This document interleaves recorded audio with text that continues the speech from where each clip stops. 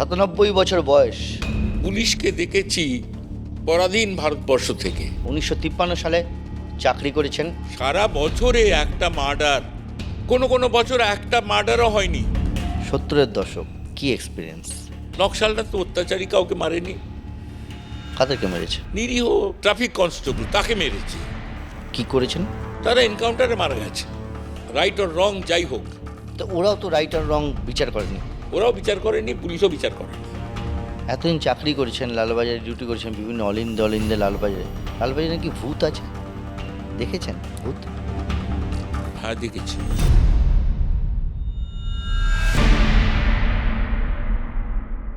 Case ডায়েরিতে আমরা বহু অতিথিকে পেয়েছি, পুলিশের জীবন কিভাবে কাটাতে হয় সমস্ত কিছু জেনেছি।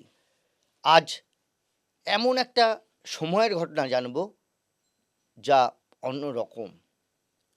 আপনারা জানেন ব্রিটিশ পিরিয়ড শেষ হলো 47-এ, তারপর এই 50, 51, 52, 53 সেই সময় পুলিশটা কেমন ছিল, কি তাদের ইউনিফর্ম ছিল, কীভাবে তারা কাজ করতেন, সেই নিয়েও কথা বলা যেতে পারে। বিশ্বাস করছেন না? হ্যাঁ, 1953 সালে চাকরি করেছেন এরকম একজন লোক আজ আমাদের অতিথি। কলকাতা পুলিশের এসি হয়ে রিটায়ার করেছেন রণজিৎ আদিত্য চৌধুরী। নমস্কার। আপনার চাকরি জীবন 1953 সাল, কীভাবে চাকরিতে এলেন? তখন পুলিশের চাকরি, সেটা নিয়ে কোনো সমস্যা ছিল না? দেখুন, পুলিশকে দেখেছি পরাধীন ভারতবর্ষ থেকে, ঘৃণার চোখেই দেখেছি। কারণ আমার বাড়িটা স্বদেশী আন্দোলনের একটা কেন্দ্র ছিল। আমার জ্যাঠামশাই কংগ্রেসের কাজ করতেন, আমার মামারা এবং আমার দাদামশাই, আমার মায়ের কাকা, তারা ছিলেন বিপ্লবী অনুশীলন সমিতির সদস্য, জেলখাটা কয়েদি। এবং তাদের জেলটা কিরম জানেন তো? ডিফেন্স অফ ইন্ডিয়া অ্যাক্ট, বিনা বিচারে বন্দি, অনির্দিষ্টকালের জন্যে। কোথায় বাড়ি ছিল তখন আপনাদের? আমার বাড়ি ছিল সিলেটে। অবিভক্ত ভারতবর্ষে সিলেট জেলাটা ছিল আসামের অন্তর্গত। ঠিক। আমি সেই শ্রীহট্টের সন্তান। আমার বাড়ি ছিল, গ্রামের নাম গ্রামতলা, অবিভক্ত ভারতবর্ষের করিমগঞ্জ সাব ডিভিশনের একটা গ্রাম। আমার বাড়ির পাশে মাইলখানেক দূরে পূব দিকে ছিল একটা বিশাল অরণ্য পাহাড়, তার নাম ছিল পাথারিয়া ছোটলেখা ফরেস্ট। আচ্ছা। সেই পাহাড়ে আমার বড় রহস্য লাগতো। আমার বাড়ির বারান্দা থেকে পাহাড় দেখা যেত। কীরকম জানে, আশ্চর্য, দেখছি পাহাড়ে ঝমঝম করে বৃষ্টি হচ্ছে, আমার বাড়িতে এক ফোঁটাও নেই। 5 মিনিট 10 মিনিট পরে আমার বাড়িতে বৃষ্টি নামলো। আচ্ছা। এইরকম। আর বৃষ্টি কি, পাহাড়ের ঠিক নিচেই সানুদেশে ছিল আমার গ্রাম। পাহাড়ের সমস্ত জল আমার বাড়ির উঠোন দিয়ে বেরিয়ে যেত, গিয়ে পড়তো একটা হাওর। সিলেটে বড় বড় বিল ছিল, সেগুলোকে বলতো হাওর। হাওর কথাটা সাগর থেকে এসেছে, কারণ বাংলাদেশের লোকেরা শখে হ বলে, হালার পো হালা, হালা বলে না, হালা। কোথায়, কতদিন ছিলেন ওখানে? আমার জন্ম ওখানে। ওখানে কোনো বিশেষ অভিজ্ঞতা? ওখানে এক পাঠশালার কাছে আমি পড়তাম। আচ্ছা। আমার বিদ্যারম্ভ হয়েছিল বর্ণ পরিচয় দিয়ে সে পাঠশালায়। না, ওখানে আপনি বলছিলেন ওখানকার সমস্ত কিছু বললেন, একটা জিনিস বলুন, এই যে অনুশীলন সমিতির সদস্য হওয়া বা কংগ্রেসের সঙ্গে যুক্ত থাকা, বা আপনাদের বাড়িতে কি সেরকম কেউ এসছেন বা সেরকম কারোর দ্বারা প্রভাবিত হওয়া? আমার জ্যাঠামশাইকে দেখতাম, তিনি কংগ্রেসের একজন নেতৃস্থানীয় ব্যক্তি ছিলেন, এমএলএ হয়েছিলেন। তার বাড়িতে কোনো পুলিশ দেখিনি। আমার মামারা, তারা কবে কোথা থেকে জেলে গিয়েছিলেন জানি না, একবার শুনেছি আমার মামা পার্কে শুয়েছিলেন, রাত্রিবেলা তাকে পুলিশ ধরে নিয়ে গেছে। নেতাজি সুভাষচন্দ্র বসু নাকি এসেছিলেন আপনাদের বাড়িতে? হ্যাঁ, আপনি নাকি সামনাসামনি সুভাষচন্দ্র দেখেছেন? বসুকে আমি দেখেছি। সেটা ৩৭ কি ৩৮ সাল হবে। আমার বয়স তখন ৭-৮ বছর। করিমগঞ্জ শহরে আমাদের বাড়িতে আমার জ্যাঠামশায়ের উকিল, তার একটা চেম্বার ছিল।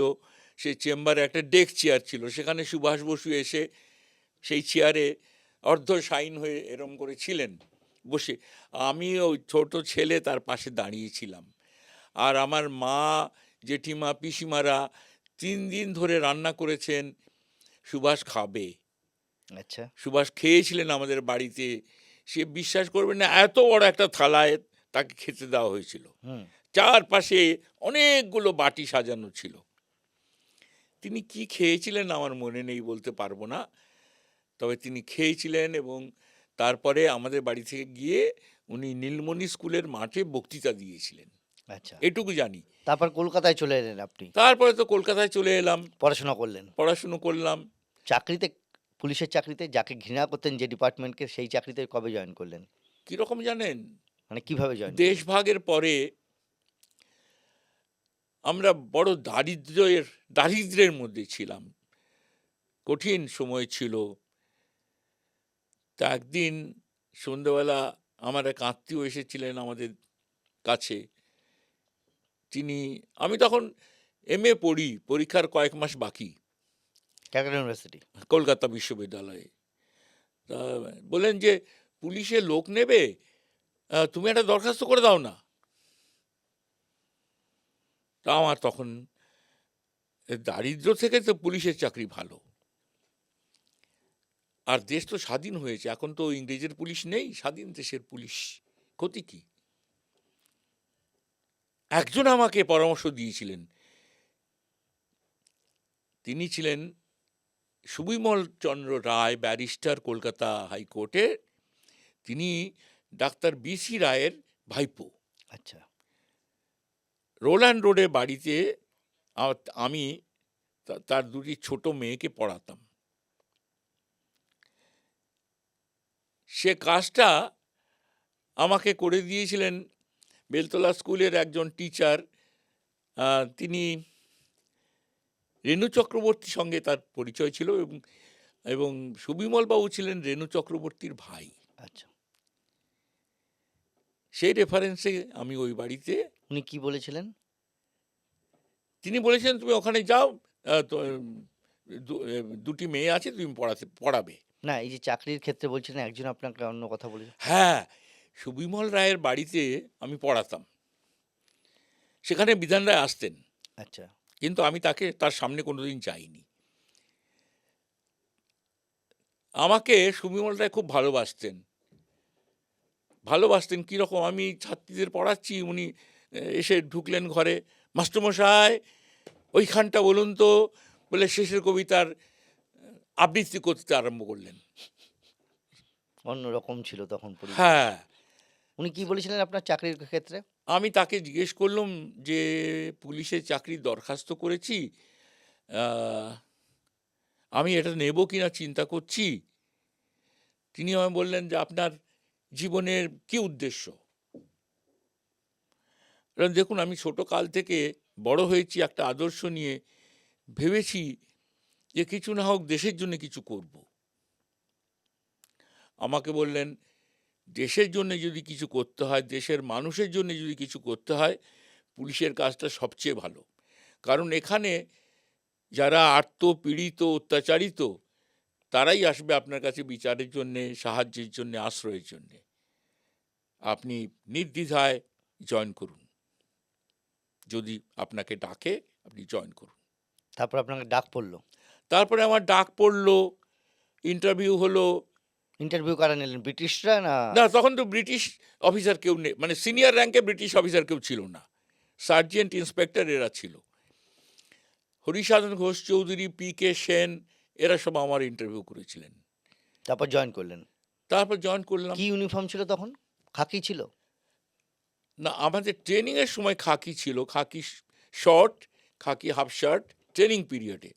আর ট্রেনিং থেকে বেরোবার পরে হোয়াইট ট্রাউজার, হোয়াইট টিউনিক, আচ্ছা, এটা পেয়েছিলাম। আর ফরেজ ক্যাপ বলে, ব্লু ক্যাপ, ব্লু ক্যাপ ছিল। হ্যাঁ এই ছিল। তখন আর পুলিশের এই যে ইউনিফর্ম যেটা বললাম, কিরকম ছিল? কনস্টেবলদের কিরকম ছিল? 53 কনস্টেবল, সাল তো এটা? হ্যাঁ 53 সাল। আচ্ছা, তখন পুলিশের কনস্টেবলের কি ইউনিফর্ম? কনস্টেবলের ছিল মাথায় লাল পাগড়ি, কলকাতা পুলিশের? কলকাতা পুলিশের বিশাল লাল শালুর কাপড়ে অনেক সময় ধরে ধরে সেগুলো বাঁধতে হতো, পাগড়ি বাঁধার জন্য আলাদা লোক থাকতো আচ্ছা, থানায় থানায়। আচ্ছা। পাগড়ি? সে পাগড়ি, গায়ে টিউনিকের মতনই কোট, আর ব্রিচেসের মতন একটা প্যান্ট, হাঁটুর নিচে দড়ি বাঁধা, আচ্ছা, তারপরে হাঁটুর তলা থেকে পট্টি, পট্টি লাগানো হতো পট্টি, ঘুরে, ঘুরে। মোজা নেই, পামশু আচ্ছা, এটা ছিল কনস্টেবল। কনস্টেবলদের, আর কোমরে বেল্ট। কোমরে বেল্ট। সাব ইন্সপেক্টরদের তো আপনি বললেন। হ্যাঁ, তার উপরে সিনিয়র অফিসারদের? সাব ইন্সপেক্টর সার্জেন্টদের একই পোশাক, হুম, আর তার উপরে ইন্সপেক্টর পর্যন্ত সাদা পোশাক, ঠিক। ইন্সপেক্টর পরে খাকি পোশাক। আচ্ছা, সেই খাকি পোশাক এখনকার যেরকম সেরকমই ছিল নাকি অন্যরকম ছিল? খাকি তখন শার্ট ছিল, কিন্তু অফিসারদের একটা টিউনিক পরতে দেখতাম, আজকাল কেউ কাউকে দেখি না ওই রকম টিউনিক পরতে, আচ্ছা, টিউনিক ছিল। এই যে আপনি সাব ইন্সপেক্টর ডাইরেক্ট জয়েন করলেন, আপনাদের কোনো নেম বা ব্যাজ এরকম কিছু ছিল? ফ্ল্যাগ? না না, আমাদের কোনো ব্যাজ ইনসিগনিয়া কিছুই ছিল না, শুধু এখানে লেখা থাকতো দুটো আপনার স্টেইনলেস স্টিলের দুটো সিপি লেটার, এই সমস্ত পুলিশ অফিসারদের টুপিতে কি থাকতো? মনোগ্রাম। আচ্ছা, ফরেজ ক্যাপে ছোট একটা মনোগ্রাম, আর সাদা হেলমেট ছিল, কর্কের হেলমেট, কর্কের হেলমেটে এর এত বড় একটা মনোগ্রাম থাকতো, কি লেখা থাকতো? Calcutta police force. আচ্ছা, আর কিছু লেখা আর থাকতো না। কিছু না। কতগুলো থানা ছিল সেই আমলে? যতদূর মনে পড়ে 28টা থানা। আচ্ছা, এই 28টা থানা মানে পুরো কলকাতাকে কভার করতো? হ্যাঁ তখন তো কলকাতা বলতে মূল কলকাতা, হ্যাঁ। মানে সারাউন্ডিংসে নর্থ ক্যালকাটা, সাউথ ক্যালকাটার যে বিস্তীর্ণ এলাকা সেগুলো আসেনি। না, ডিভিশন কি কি ছিল মনে আছে? ডিভিশন প্রথম ছিল ডিস্ট্রিক্ট। আচ্ছা, কলকাতায় ডিস্ট্রিক্ট ছিল? ডিস্ট্রিক্টই বলতো, আচ্ছা, south district, north district, central district, এই তিনটে ডিস্ট্রিক্ট ছিল। আচ্ছা, আর ডিপার্টমেন্ট ছিল detective department, special branch department, enforcement branch department, arm police. Arm পুলিশের 5টা ব্যাটালিয়ন ছিল। আচ্ছা। এদের তখনকার দিনে এই যে আপনারা ব্যবহার করতেন আর্মস, কি ধরনের ব্যবহার করতেন? আমরা ট্রেনিংয়ের সময় মাস্কেট, রিভলভার, ব্রেন অথবা স্টেন গান ফায়ারিং প্র্যাকটিস করেছি ট্রেনিংয়ের সময়। ট্রেনিং থেকে বেরিয়ে sub inspector sergeant and above র্যাঙ্কে পার্ট অফ ইউনিফর্ম হিসেবে রিভলভার আমরা পেতাম। রিভলভার সাধারণত ডিউটি যাওয়ার সময় আমরা আলমারি থেকে ড্র করতাম লালবাজারে। আর অন্য ডিপার্টমেন্টে, যেমন ডিটেকটিভ ডিপার্টমেন্ট বা স্পেশাল ব্রাঞ্চ, এসব জায়গাতে অফিসারদের নামে পার্মানেন্টলি অ্যালট করা থাকতো রিভলভার। আচ্ছা, সেগুলো তাদেরকে ডেইলি জমা করতে হতো? জমা করতে হতো না, তারা সেগুলো নিয়ে বাড়ি যেতে পারতো, থাকতো তাদের কাছে। কিন্তু আমরা যারা, ধরুন কন্ট্রোল রুমে ডিউটি পড়েছে আমার, তখন কন্ট্রোল রুমে ডিউটি হলে আমরা শুধু খালি হোলস্টার, বেল্ট এগুলো নিয়ে গেছি ডিউটিতে। যখন আমাকে কমান্ড স্লিপটা দেওয়া হলো যে তুমি অমুক জায়গায় যাও, অমুক জায়গায় তোমার ডিউটি, তখন সে কমান্ড স্লিপ নিয়ে আলমারিতে গেলে ওটা দেখালে একটা ওয়েপন আমাকে দেবে, রিভলভার। ঠিক। 3-8 বোরের রিভলভার, অনেক সময় 4-5 বোরের রিভলভারও দিয়েছে, বড় বড় রিভলভার। আচ্ছা, সঙ্গে কতগুলো গুলি দেওয়া হতো? 20টা। আচ্ছা, এইগুলো নিয়ে আপনার ডিউটি শুরু আমরা ডিউটি শুরু করি। আচ্ছা, আপনি বলছিলেন ডিভিশনের কথা, ডিস্ট্রিক্টের কথা অ্যাকচুয়ালি, এবং তারপর ডিপার্টমেন্টের কথা আপনি বলছিলেন। সেক্ষেত্রে আপনি আমাকে একটা জিনিস বলুন তো, যে এটা সেই সময় ট্রাফিক ডিপার্টমেন্ট ছিল না? ট্রাফিক ডিপার্টমেন্ট তখন শুরু হলো, যেমন আগে, এই 53 সালে শুরু হলো? হ্যাঁ, আগে দমকলটাও কলকাতা পুলিশের আন্ডারে ছিল, আচ্ছা, ফায়ার ব্রিগেড। আচ্ছা, কিন্তু আমি এটা ঢুকে শুনেছিলাম ফায়ার ব্রিগেডটাও ডিসি হেডকোয়ার্টারের আন্ডারে থাকতো এবং ট্রাফিক ডিপার্টমেন্টটাও ডিসি হেডকোয়ার্টারের আন্ডারেই থাকতো।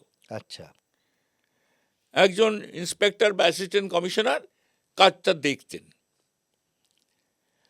আমরা জয়েন করার পরে ট্রাফিক ডিপার্টমেন্ট নতুন করে চালু হলো, সেই প্রথম। আচ্ছা, আমার যতদূর মনে পড়ে প্রথম ডেপুটি কমিশনার উইলিয়ামসন বলে এক ভদ্রলোক, তিনি তিনি আমাদের ডেপুটি কমিশনার হয়ে এসেছিলেন এবং আমি প্রথম ট্রাফিক ডিপার্টমেন্টেই পোস্টিং পাই।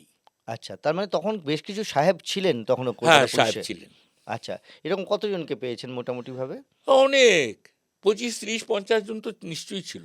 আচ্ছা, তারা কি সবাই ডিসি লেভেল বা তার উপরে? না, সার্জেন্ট ছিল, ইন্সপেক্টর ছিল, আহ, কয়েকজন ইন্সপেক্টরকে দেখেছি কন্ট্রোল রুমে ডিউটি করতে। একজন ছিলেন মিস্টার হোয়াইট, আচ্ছা, একদম সাদা ধবধবে চেহারা, আর একখানা চুলও নেই, বিশাল টাক মাথায়, আচ্ছা, ফর্সা বড় সড়ো চেহারা।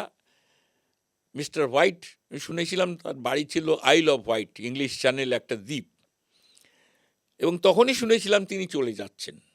আচ্ছা। এই যে বিদেশিরা বা ব্রিটিশরা, মেইনলি ব্রিটিশরা যে এখানে চাকরি করতেন, তারা কি বাংলা বলতে পারতেন না বলতে পারতেন না? না, বাংলা বলতেও শুনিনি কাউকে, বাংলা লিখতেও কাউকে শুনিনি। তাদের সঙ্গে আমরা ইংরেজিতেই কথা বলতাম। তাদের ব্যবহার, আচার তাদের ব্যবহার? আচার ব্যবহারে তাদের কোনো রকম ঔদ্ধত্য বা দুর্বিনীত বা অসভ্যতা আমি কখনো দেখিনি। তারা সজ্জন শুনেছেন ব্যক্তি কিছু যে ছিলেন। স্বাধীনতার আগে তারা দুর্বিনীত ব্যবহার করতেন বা খারাপ ব্যবহার? হয়তো জানি না, সেটা দেখিনি, শোনেননি কিছু? শুনিনি কিছু। পুরনো অফিসারদের কাছেও শুনিনি যে তারা ভারতীয় বলে খারাপ ব্যবহার করতো, এরকম শুনিনি। এই চাকরি শুরু করলেন ট্রাফিক হ্যাঁ। ডিপার্টমেন্টে, তারপরে লালবাজারটাকে কিরকম দেখলেন? তখন লালবাজার কিরকম ছিল? লালবাজার সেন্ট্রাল লকআপ ছিল? সেন্ট্রাল লকআপ ছিল। কেমন ছিল সেন্ট্রাল লকআপটা?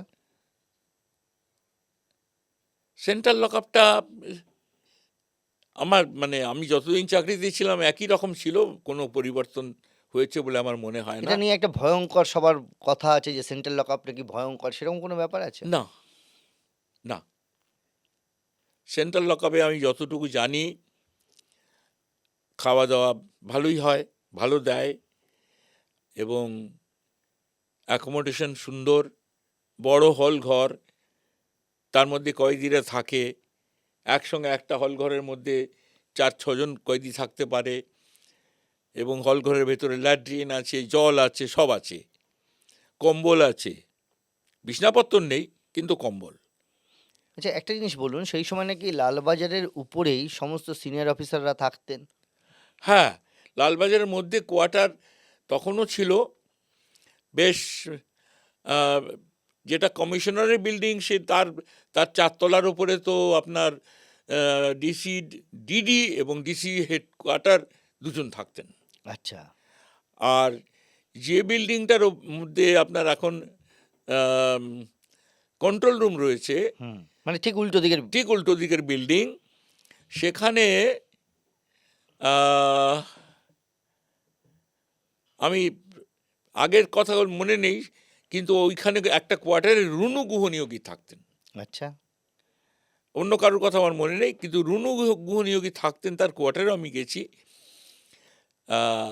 ওইখানে রুনু থাকতেন। রুনু গুহনিকের কথায় আসবো, তার আগে একটু জেনে নিই কলকাতা পুলিশের সেই সময় সিনিয়রিটি সম্পর্কে। পুলিশ কমিশনার কে ছিলেন তখন সেই সময়? আপনি কজনকে পেয়েছেন বা আমি শুরুতে? অনেককে পেয়েছি, শুরুতে? অনেক। প্রথম কমিশনার ছিলেন আপনার হরিসাধন ঘোষ চৌধুরী। হরিসাধন ঘোষ। আচ্ছা, প্রথম ভারতীয় কমিশনার যিনি এসেছিলেন, তার নামটা স্মরণ হচ্ছে না, চ্যাটার্জি। তিনি কি ঘোড়া কেনার ব্যাপারে কিছু একটা গন্ডগোল হয়, তিনি রিজাইন করেন। আচ্ছা, মানে কোনো দুর্নীতি বা কিছু হয়েছে? সেটা আমি জানি না। কিছু এই কোনো কারণে তাকে সরিয়ে দেওয়া হয়। এই হরিসাধন বাবু যিনি পুলিশ কমিশনার ছিলেন, তাকে আপনি চাকরি শুরুতে যখন জয়েন করলেন, তারপর তাকে দেখেছেন বা তার সঙ্গে কথা বলেছেন? না, আমি যখন ইন্টারভিউ দিয়েছি তার কাছে গেছি, তিনি প্রশ্ন করেছেন, জবাব দিয়েছি, তারপরে তার সাক্ষাতে যাবার আমার কোনো কারণ বা সুযোগ কিছুই ঘটেনি। তখন কমিশনার অনেক দূরের লোক ছিলেন। কমিশনারকে আমরা প্যারেডের মাঠে দেখতাম, তার কাছে যাওয়াটা আমাদের কাছে মনে হতো যে খুব বিপদ হতে পারে, আচ্ছা তাহলেই আমি তার কাছে যাব, নইলে যাব না। আচ্ছা, মানে এটা ভগবানের মতো। এক ভগবানের মতো, তখন police commissioner, Kolkata police commissioner মানে ভগবানের মতো। একদম। মানে সহজে কেউ দেখা টাকা পাওয়া বা না, যাওয়া। আমরা সাবঅর্ডিনেট র্যাঙ্কের লোকেরা তার কাছে যাবার আমাদের কোনো সুযোগ বা কারণ ঘটে না।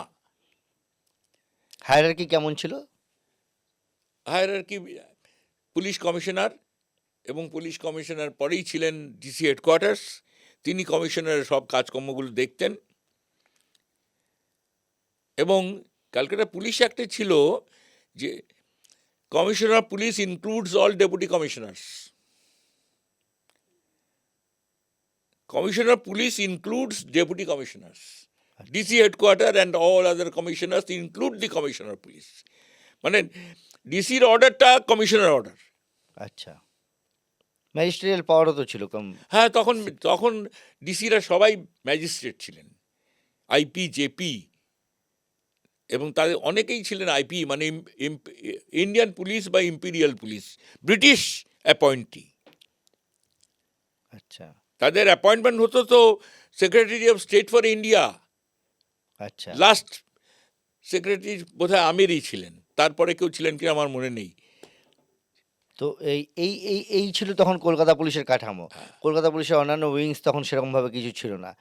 এই তখন কি ধরনের অপরাধ আপনাদের মোকাবিলা করতে হতো? আমার প্রথম 5-6 বছর তো কাটলো ট্রাফিক পুলিশে। ট্রাফিক পুলিশে আমি অপরাধের জগতের সঙ্গে পরিচিত হবার সুযোগ পাইনি। খুব স্বাভাবিক। তখন ট্রাফিক মানে পুলিশে গাড়ি ট্রাফিক কি অফেন্স ছিল? যেগুলো ছিল সেগুলো ডিল করেছি, মেইনলি অ্যাক্সিডেন্টাল ডেথ, এগুলো আমি করেছি। হতো তখন অ্যাক্সিডেন্ট? অ্যাক্সিডেন্টাল ডেথ ভয়ঙ্কর হতো। কেন? Run over, crust injury. একটা ঘটনা ঘটেছিল আপনার, একটা লোডেড লরি স্ট্যান্ড রোডে একটা বাসকে একদম চেপটে দিয়ে বেরিয়ে গেল, কয়েকটা লোক মরেছিল। আচ্ছা, সে কেসটা আমি সেই ছিলাম। সময় ট্রাফিক রুলস বা এই সমস্ত কিছু ছিল না খুব মারাত্মকভাবে? না, ট্রাফিক রুলস তো সবই ছিল, আচ্ছা, সবই ছিল, কিন্তু অ্যাক্সিডেন্ট তো অনেক কারণে ঘটে। খুব স্বাভাবিক। মানুষের ল্যাপস, ফেইলিয়ার, যান্ত্রিক ফেইলিয়ার অনেক কারণে ঘটতে পারে। তো স্ট্যান্ড রোডে সেদিন সন্ধ্যেবেলা একটা ঘটনা ঘটেছিল, বাসে ডান সাইডে যে কজন বসেছিল অনেকেই মরে গেল, হেড ইনজুরি। আচ্ছা, তারপর আরেকটা ঘটনা ঘটেছিল, টালা ব্রিজ থেকে একটা দোতলা বাস নিচে পড়ে গেল। তখন দোতলা বাস আপনার ডানলপ ব্রিজ থেকে ঢাকুরিয়া লেক রুটে যাতায়াত করতো। আচ্ছা, হ্যাঁ, সেই বাসটা ব্রিজ থেকে উল্টে নিচে পড়ে গেল।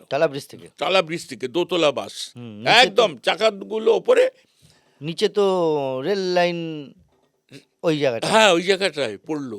আচ্ছা, সেদিন আমার তো ট্রাফিক এনকোয়ারি কেস ছিল, ট্রাফিক অ্যাক্সিডেন্ট এনকোয়ারি কেস। আমি কোনো একটা কেসের এনকোয়ারি করতে করতে আমি শ্যামবাজারে বেসছিলাম। আচ্ছা, শ্যামবাজারে এসে শুনলাম যে একটা বাস এরকম নিচে পড়ে গেছে। তো বাস পড়ে গেছে, আমি সেখানে গেলাম, দিয়ে আমার ডেপুটি কমিশনার ছিলেন মিস্টার জেডি ডাট, জ্ঞানদাস দত্ত।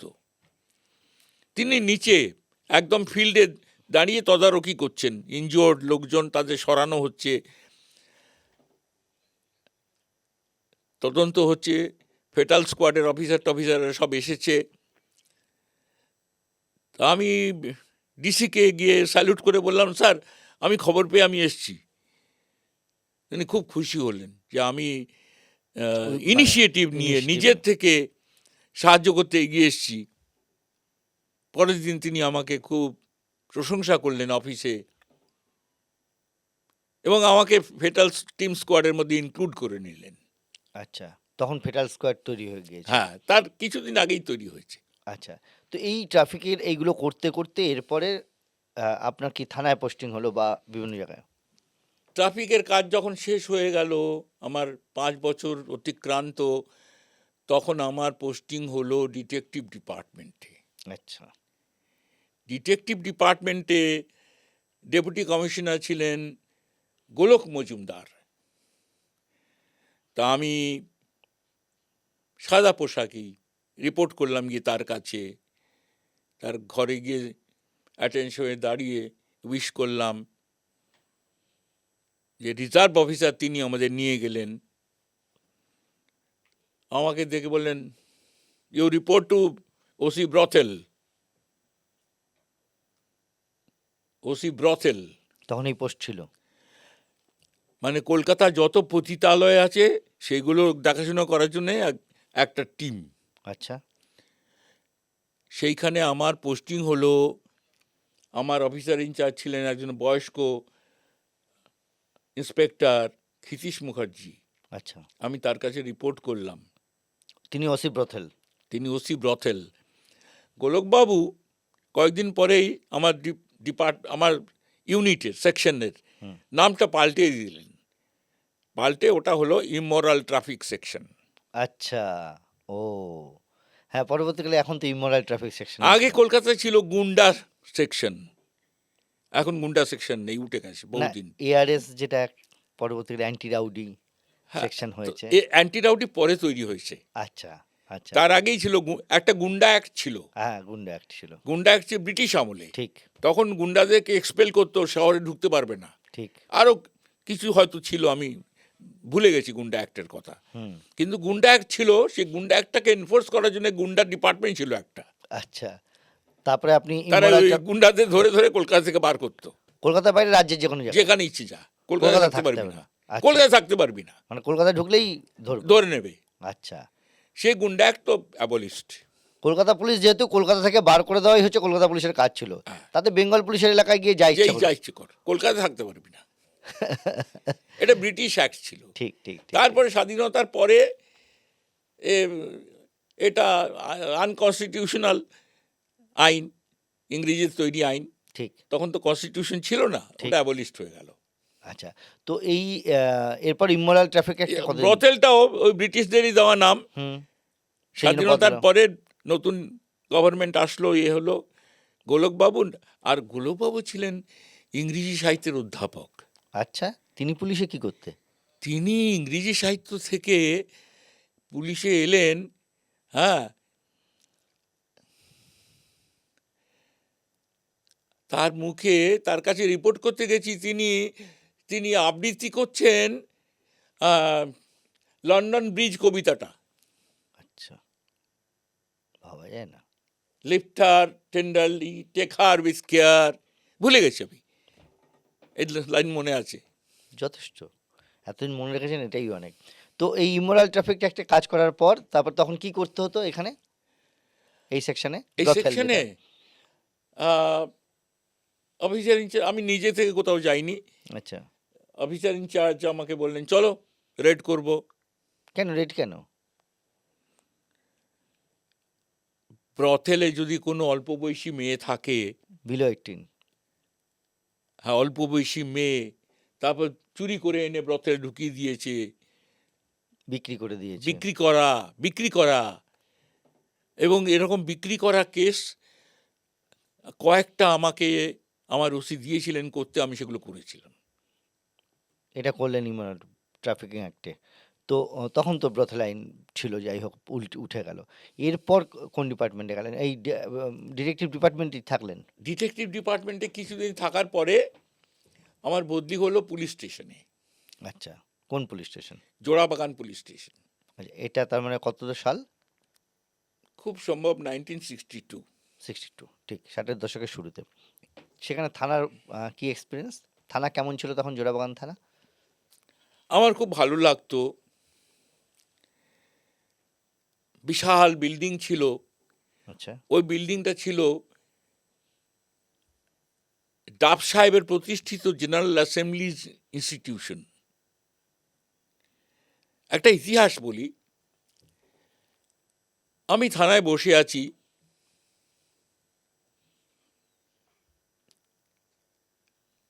ইতিহাসের একজন বিখ্যাত অধ্যাপক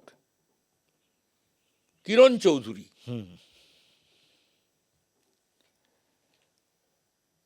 কিরণ চৌধুরী আমার কাছে এলেন। উনি আমাকে বললেন, আপনি যে বাড়িটা বসে আছেন এই বাড়ির ইতিহাসটা জানেন? স্যার, ইতিহাস জানি না, এখানে একটা প্লেট আছে লেখা, মার্বেল প্লেট, তার মানে here was General Assemblies Institution. আমি জানি Duff College General Assemblies Institution Duff সাহেব তৈরি করেছিলেন। হ্যাঁ, সেটা তো ঠিক, কিন্তু বাড়িটা, এই জমিটা কি করে হলো? ডাফ সাহেব আর রাজা রামমোহন রায় দুজন এসেছিলেন এখানে। রাজা এসে এই পাশে যে দত্তবাড়ি, যারা বড় জমিদার, তাদেরকে বললেন যে এরকম কলেজ হবে, জমি দাও। তখন হাটখোলা দত্তবাড়ির দত্তরা এই জমিটা দিয়েছিলেন কলেজ করার জন্য। পরে সেটা থানা হয়ে গেল। সেটা কলেজ হয়ে গেল, তারপরে শুনেছি ওটা কোর্ট হয়েছিল। আচ্ছা, কলকাতা, আদি কলকাতায় ওখানে কোর্ট ছিল একটা। লালবাজারেও কিন্তু কোর্ট ছিল। আচ্ছা, লালবাজারের মধ্যে কি লালবাজারে কোর্ট ছিল। আচ্ছা, মধুসূদন দত্ত কবি সেই কোর্টে কাজ করছেন। এবং লালবাজারের উল্টো দিকে চিতপুর রোডে একটা গাড়ি বারান্দোলা বাড়ি, যেখানে এখন বাজনার যন্ত্রপাতি তৈরি হয় বা বিক্রি হয়, ওই বাড়িটায় মধুসূদন দত্ত থাকতেন যখন তিনি লালবাজার কাজ করেছেন। আচ্ছা, ট্রান্সলেটরের কাজ করলেন না কি কাজ করলেন আমার সঠিক মনে পড়ছে না। আপনি দেখেছেন? আমি সেই বাড়িটা দেখেছি। আচ্ছা, এবং আমি ভেবেছি, লালবাজারে আমার অফিসে দাঁড়িয়ে দাঁড়িয়ে বারান্দায় জানলায় দাঁড়িয়ে ভাবতাম যে এই বাড়িতে মধুসূদন থাকতেন আর এইখানে লালবাজারে তিনি কাজ করতে আসতেন। আমার কাছে বড় মানে রোমাঞ্চকর লাগতো। এই যে লালবাজারে কোর্ট ছিল বলছেন, কি কোর্ট? মানে এমনি সাধারণ ক্রিমিনাল ক্রিমিনাল কোর্ট। কোর্ট? আচ্ছা, মানে তখন মেট্রোপলিটন কোর্ট, ব্যাংশাল কোর্ট যেগুলো আমরা বলি আর কি, এগুলো তো পরে হয়েছে। পরে হয়েছে। লালবাজারের মধ্যেই কোর্ট ছিল। লালবাজারের মধ্যেই কোর্ট ছিল। আচ্ছা, কোন বিল্ডিংটায়?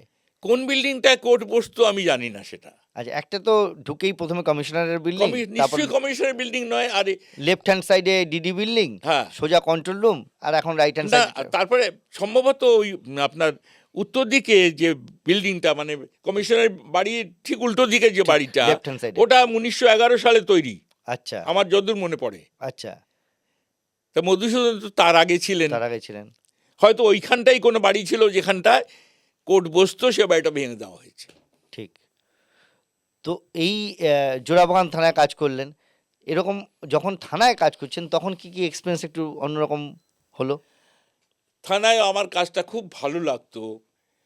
আমি খুব, মানে আমার চাকরি জীবনে আমার পুলিশের কাজে সাফল্য পেয়েছি। ওখানে অনেকগুলো চুরি কেস আমি ওখানে তদন্ত করে, আমি বড় বড় চুরি কেস, যেগুলো আমি ওখানে মালপত্র সব উদ্ধার করেছি। তখন কি চুরি খুব বেশি হতো? চুরি হতো, চুরি হতো। ডাকাতি, রাহাজানি? ডাকাতি আমি পাইনি। তখন সারা বছরে ধরুন একটা থানাতে একটা মার্ডার, আচ্ছা, সারা বছরে একটা মার্ডার। আর মার্ডার কোনো হয়ে কোনো যাওয়ার বছর, ভয়ঙ্কর ব্যাপার। কোনো কোনো বছর একটা মার্ডারও হয়নি। লোক সংখ্যাও তো কম ছিল, লোক সংখ্যা কম ছিল, ক্রাইমও কম ছিল। খুব স্বাভাবিকভাবে। হ্যাঁ, আমাদের যে ক্রাইম চার্টগুলো থাকতো, বোর্ডের মধ্যে লেখা থাকতো এই বছরে এতগুলো মার্ডার হয়েছে, এই বছরে এতগুলো ডাকাতি, বার্গলারি হয়েছে, সমস্ত চার্ট থাকতো। তো আমি সেই চার্টগুলো আমার মনে আছে। অনেক সময় দেখেছি অনেক বছরে কোনো মার্ডার হয়নি, কোনো বছরে হয়তো একটা মার্ডার হয়েছে। আমার জীবনে আমি যে 3-4 বছর থানায় কাজ করেছি, আমি একটা, খুব বেশি দুটোর বেশি মার্ডার কোনো থানায় পাইনি। এবং 2-3টে মার্ডারের তদন্ত আমি থানাতে করেছি, থানায় থাকতে। একটা ছাড়া বাকিগুলো সবগুলো আমি সফল কাম হয়েছি। একটা মেয়ে লোক তাকে কে কুপিয়ে খুন করলো জানি না, পাইনি আমি। আচ্ছা, ওটা আমি কোনো ক্লু পাইনি, কোনো টেস্ট পাইনি। তখন তো সোর্সের মাধ্যমে বেশি মানে ইনভেস্টিগেশন হতো বা ইনফরমেশন পাওয়া যেত।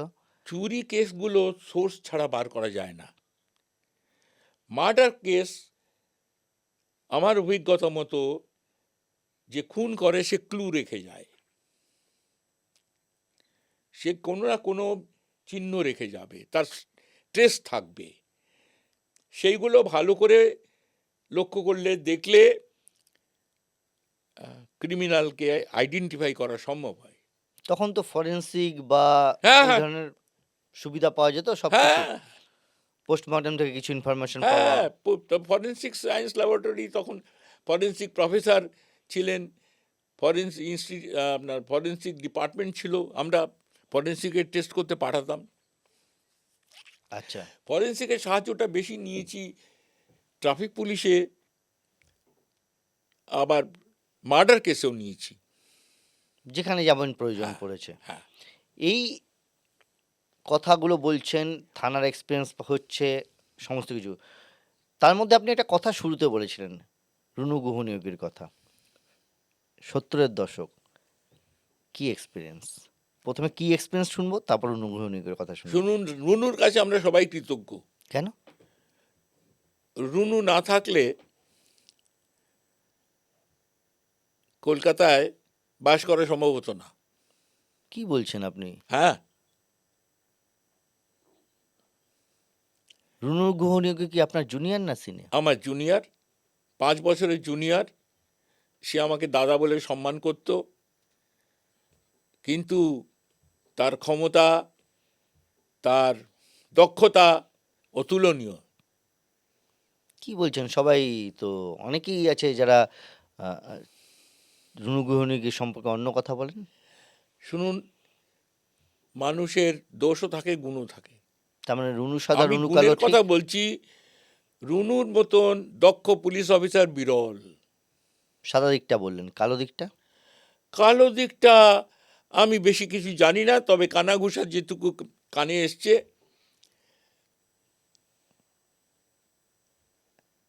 সেটা মন্দ। ভালো লাগেনি। হ্যাঁ, ভালো লাগেনি, সেটা মন্দ। সেটা কি ওই কাজ করতে গিয়ে যেটা তৈরি হয় পুলিশের মধ্যে? হ্যাঁ, যেটা অর্থলোভ, অর্থের জন্য কিছু অন্যায় কাজ করা, এরম দু একটা ঘটনা আমার কানে এসেছে। আমি সেগুলো কখনো ক্রস চেক করিনি, কানে এসছে, শুনেছি, এই পর্যন্তই।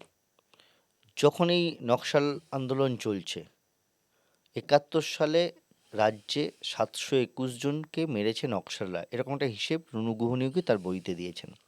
কলকাতায় ১৪১ জন বা এরকম সংখ্যক, এবং তার মধ্যে বলছেন সারা রাজ্যে ৮৪ জনের মতো পুলিশ মারা গিয়েছে। হ্যাঁ, কি দেখেছেন আমার আপনারা? পরিচিত অনেক পুলিশ অফিসার মারা গেছেন, অনেক পুলিশ অফিসার মারা গেছেন, অনেক কনস্টেবল মারা গেছে, নিরীহ তারা। নিরীহ। কোনো ঘটনার সাক্ষী ছিলেন আপনি? আমার সামনে কোনো ঘটনা ঘটেনি, তবু অভিজ্ঞতা? অভিজ্ঞতা, আমি অফিসারদের নাম ভুলে গেছি। একজনকে শ্যামপুকুর স্ট্রিটে কুপিয়ে মারল। সে বাজার করে, লুঙ্গি পরা, গেঞ্জি গায়ে, বাজার করে বাড়ি ফিরছিল, তাকে কুপিয়ে কুপিয়ে মারল। মনোরঞ্জন, সে ছিল কলকাতা পুলিশের সার্জেন্ট।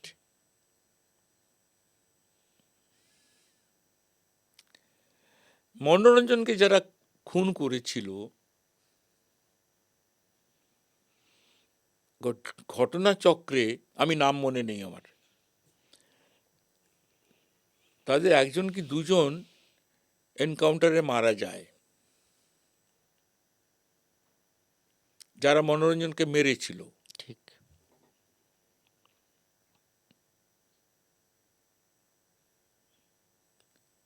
আমি পুলিশ ছাড়ার, রিটায়ারমেন্টের বেশ কিছুদিন পরে একটা ছোট ব্যবসা শুরু করেছিলাম, ব্যবসাটা এখন আমার ছেলেরা দেখে। সেইখানে একদিন আমি RS সফটওয়্যার বলে একটা কোম্পানিতে গিয়েছিলাম। সেই কোম্পানির একজন কর্মচারী আমার আমার সঙ্গে, আমার পুলিশ ব্যাকগ্রাউন্ড শুনে আমার প্রতি একটু আকৃষ্ট হয়েছিলেন। তিনি আমায় বললেন, জানেন, আমি মনোরঞ্জন বাবুর মেয়েকে বিয়ে করেছি। মনোরঞ্জন আপনাদের পুলিশের সহকর্মী ছিলেন, তাকে নকশালরা মারে কুপিয়ে। তুমি মনোরঞ্জনের মেয়েকে বিয়ে করেছো? আমি অবাক হয়ে গেলাম। আমি বললাম, একটা খুব ভালো খবর আছে, তোমার স্ত্রীকে বলবে যে আমি একজন এমন লোককে পেয়েছি যে বলেছে যে মনোরঞ্জনকে যারা খুন করেছে তাদের দুজনকে আমরা নিপাত করেছি। তোমার স্ত্রীকে এই কথা বলবে যে I have avenged the death of Manoranjan, and you have met the man who has avenged the death of Manoranjan. শোধ নিয়েছেন? শোধ। মনোরঞ্জন খুব বন্ধু সুলভ, বন্ধুর মতো, বন্ধুবৎসল ছিল। গল্প করতো, আর আমরা একসঙ্গে মুড়ি চা খেয়েছি, কত গল্প করেছি। বিনা কারণে মেরে দিল? বিনা কারণ, বাজার করে থলে হাতে বাড়ি ফিরছি। না, তার ব্যাকগ্রাউন্ড ছিল না কোনো নকশালদের উপর অত্যাচার করা বা কিছু করা? না না, নকশালরা তো অত্যাচারী কাউকে মারেনি। কাদেরকে মেরেছে? নিরীহ স্ট্রিট ডিউটি করছে ট্রাফিক কনস্টেবল, তাকে মেরেছে। একটা আপনার বডিগার্ডের কাজ করে, মানে বডিগার্ডও না, অর্ডারলির কাজ করে। এই চা দে, পান দে, তামাক দে, এই ফরমাস যে খাটে তাকে অর্ডারলি বলে। সে অর্ডারলি কনস্টেবল হয় সিনিয়র অফিসারদের। ওই রকম একজন অর্ডারলি কনস্টেবল, যার ডিউটি ছিল তার উপরের অফিসারকে সেবা করার, দেখভাল করার, তাকে মেরে দিল? তাকে মেরে দিল। সে তো কোনো কাজেই নেই। কতজন এরকম শোধ নিতে পেরেছেন? আমি এরকম 2-4 জনকে শোধ নেবার কথা আমার মনে আছে। কি করেছেন? তারা এনকাউন্টারে মারা গেছে। Genuine encounter? Genuine encounter. এই বয়সে এসে আর কিছু বলবেন না? না, এ বিষয়ে আমি আর কিছু বলবো না। ওটা গোপন কথা, গোপন থাকাই ভালো। রাইট অ্যান্ড রং যাই হোক না কেন, রাইট অর রং যাই হোক, তো ওরাও তো রাইট আর রং বিচার করেনি? ওরাও বিচার করেনি, পুলিশও বিচার করেনি। তুমি এই করেছো, you have no right to exist. তোমাকে যদি ছেড়ে দিই, তুমি আরো 10টা লোককে খুন করবে।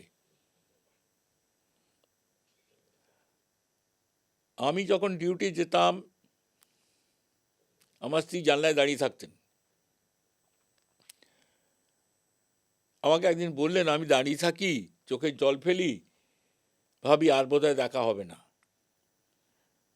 না না না, আমি খুব সেফ আছি, তুমি চিন্তাই করো না। একদম। কোন ভরসায় বলতেন? সতর্কতা, অ্যালার্টনেস। Alertness saves. আমার অফিসার ইনচার্জ ছিলেন অনাদি চৌধুরী, শ্যামপুকুর থানাতে। ভূপেন বোস অ্যাভিনিউর ওপরে তিনি একা, নকশাল পিরিয়ড, তিনি একা, তাকে 5টা ছেলে ধরেছে, হাতে এইটুকু লোহার রড, ওটাতে মাথা একগা মারলি শেষ। তাকে ধরে টেনে নিয়ে যাচ্ছে, তিনি ছিটকে দাঁড়িয়ে দুপাশে দুটোকে কষে লাথি মারলেন, একদম তলপেটে নিচে। লাথি খেয়ে দুদিকে দুটো ছিটকে পড়লো, উনি দৌড় মারলেন। হি saved himself. He could save himself because of his alertness.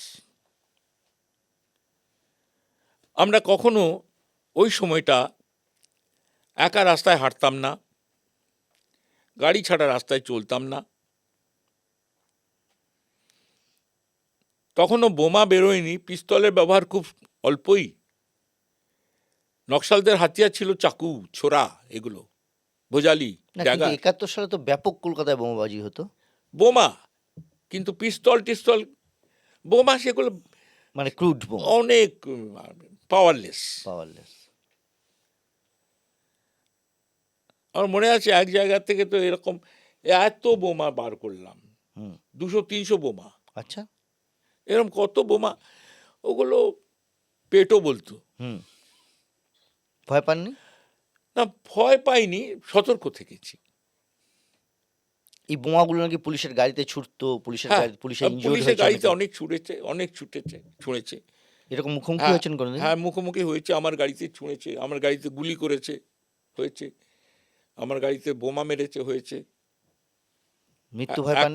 হ্যাঁ, মরে যাওয়ার ভয়? না, মরার ভয় তখন হয় না। আমার গাড়িতে বোমা মারলো, আমি গাড়ি থেকে নেবেই আমার পিস্তলটা হাতে ছিল, আমি দেখলাম যে ওই এক ছেলে দৌড়চ্ছে, আমি তাকে শ্যুট করেছিলাম। সেই বোমাটা মেরেছিল?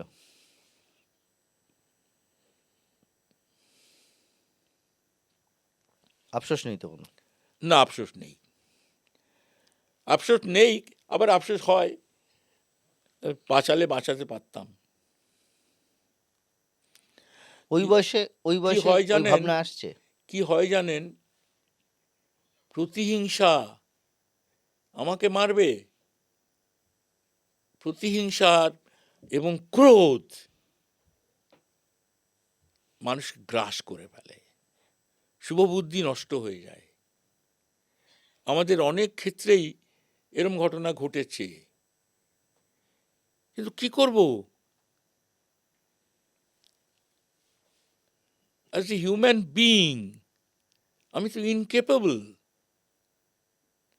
আমার ইমোশন আমাকে যদি গ্রাস করে ফেলে, ভালো হোক মন্দ হোক, I become powerless. I become captive. আমাকে যে খুন করতে আসছে, আমার ইনস্টিংক্ট তাকে বলবে মারো মারো মারো। I am instinct driven. I become an animal. How can I help myself? I become an animal. Deprived of humanity, I become an animal. And আমার animal instinct, life instinct is animal instinct. সেটা যখন আমার মধ্যে জেগে উঠছে, আমার ভালো মন্দ কোনো জ্ঞান নেই, আমাকে মারতে এসছে, আমি মারবো, নইলে আমি মরবো, তা মরার আগে মারবো। এই যে অন্য ভাবনা, এই ভাবনা তো অনেক বেশি বয়সে এসে হচ্ছে। সেই সময় তো এত কিছু ভাবনা ছিল না। না, সেই সময় ভাবনা সেসব ছিল না। এখনকার ভাবনা তো অন্য ভাবনা। অপরাধীদের তুলে নিয়ে এসে মারধর করা হতো তখন লালবাজারে? বিনা কারণে মারধর করা হতো না। কোথায় চোরাই মাল দেখেছিস বল, যেই বললো ছেড়ে দিলাম, না বললে? না বললে 2-4 ঘা দেবো। মাত্র 2-4 খা?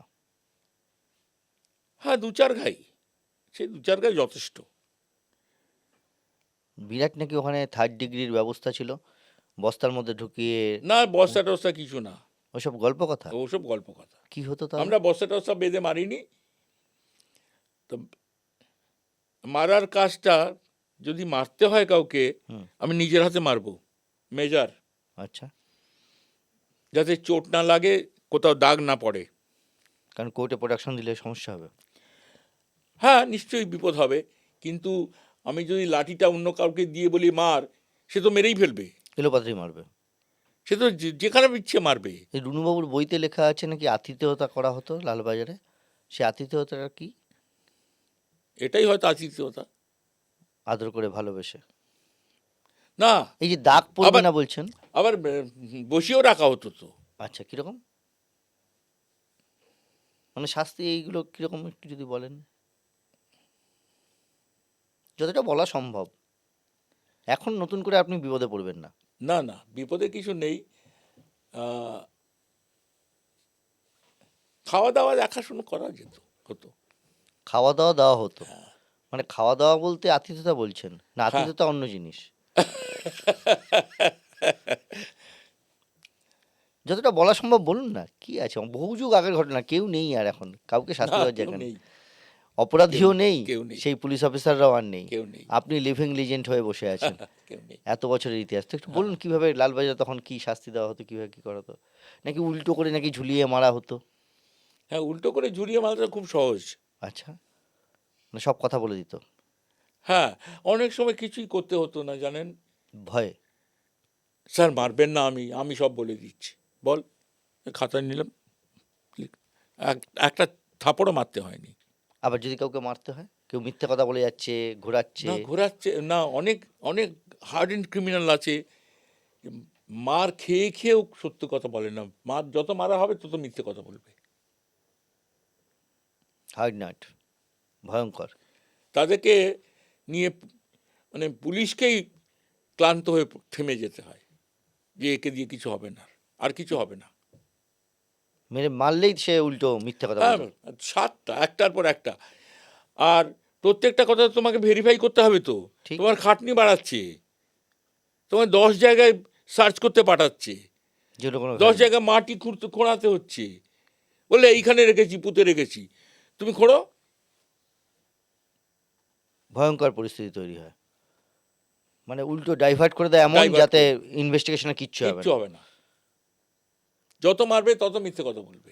এই যে সেই সময় নকশাল আন্দোলন, তাতে কলকাতা পুলিশের এইরকম একটা ভূমিকা, আপনারা যারা কাজ করেছেন, মনে করেন না যে রাজনৈতিকভাবে মোকাবিলা করার জায়গা ছিল?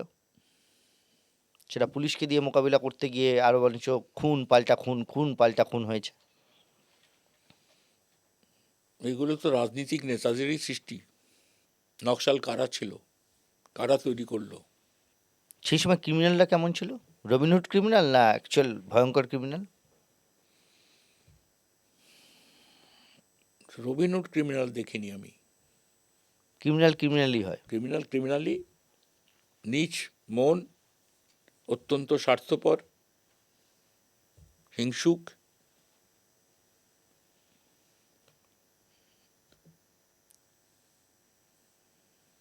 আবার কিছু কিছু চোর দেখেছি অত্যন্ত গরিব,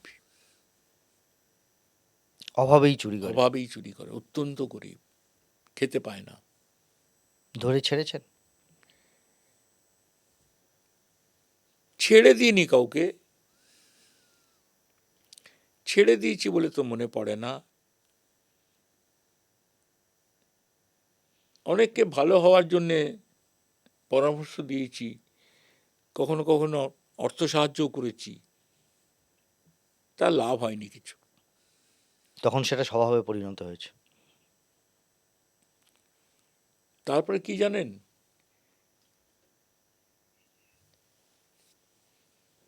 সিস্টেম অপরাধী তৈরি করে। কিরকম?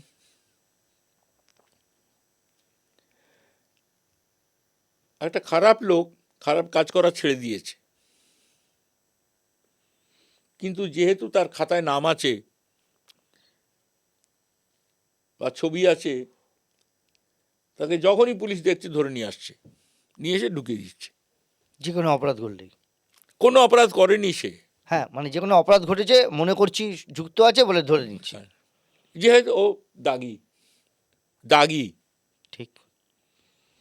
সে ক্রাইমের বাইরে যেতে যেতে পারবে। পারছে না। তারপরে সাধারণ পিক পকেট বা চোর, ধরুন মোটর চোর, তাকে আপনি ধরে জেলখানায় পাঠিয়ে দিয়েছেন,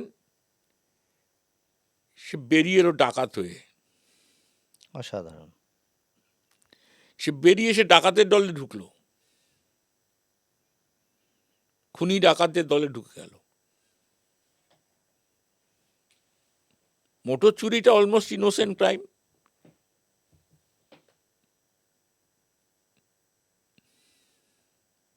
তো এই যে এই কাজগুলো করছেন, পুলিশের কাজ করছেন, সেই সময় কখনো মনে হয়নি যে পুলিশের যে কাজ করছেন সেই কাজগুলো সবটা ঠিক নয়? একটু আগেই আপনি আবেগতাড়িত হয়ে বলছিলেন। হ্যাঁ, অনেক কি সময় ভেবেছিলেন তো সাহিত্য নিয়ে পড়াশোনা করেছেন। হ্যাঁ, অনেক সময় মনে হয়েছে ঠিক নয়, কিন্তু বেরিয়ে আসার পথ নেই। কেন? খাবেন কি? আমাকে প্রতিষ্ঠা পেতে হবে, নামী পুলিশ অফিসার হতে হবে, মেডেল পেতে হবে, রেকর্ড ভাঙতে হবে।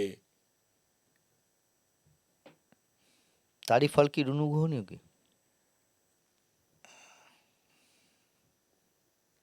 রুনু যথেষ্ট নামী লোক ছিলেন,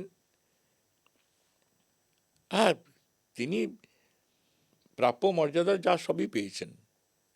রিটায়ার করেন অ্যাজ ডেপুটি কমিশনার। মর্যাদার বাইরে যেগুলো বলছিলেন, নামী হতে হবে, দামি হতে হবে, হ্যাঁ, এটা তো মানুষের অ্যাসপিরেশন থাকে না, অ্যাসপিরেশন তো এক এক লেভেলে এক এক রকম। তখনই ভাইসেস জন্ম নেয়। ভাইস আসে মানুষের ইনস্টিং থেকে ভাইসের জন্ম হয়। অ্যাম্বিশন ভাইস আনে কিনা আমার খুব সন্দেহ আছে। তার মানে মানুষের মধ্যে এটা ছিল। ইনস্টিংক্ট আমার আরো টাকা চাই, আরো ঐশ্বর্য চাই, ভোগ লালসা, ভোগ প্রবৃত্তি, এটা ক্রাইম আনতে পারে।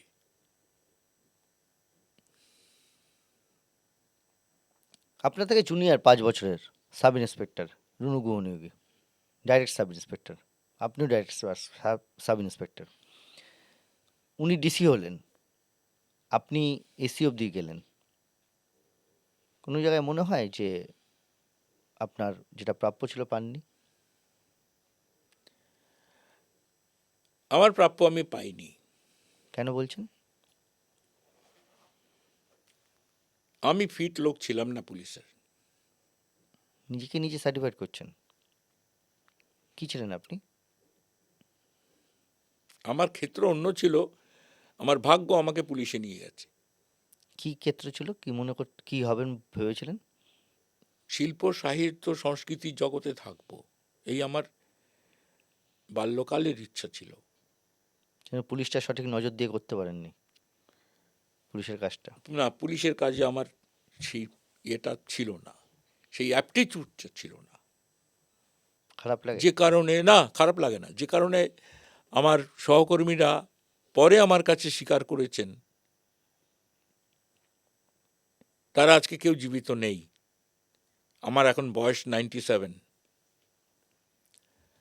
তারা কেউই জীবিত নেই। এক সহকর্মী আমি বলে গেল, you have the last laugh, we use to ridicule you, but you have the last laugh. সেইটাই মনে করছেন জয়? না, এর মধ্যে জয় পরাজয় নেই। কি আছে? আমরা কর্ম করতে এসেছি, কর্ম করে চলে যাব, কর্মের ফলটা নিয়ে যাব। তো কর্ম তো ভালো মন্দ মিশিয়েই হয়। ভালো মন্দ মিশিয়ে। এখন কিভাবে দিন যাপন করেন? শ্রী অরবিন্দ, সুপার মাইন্ড,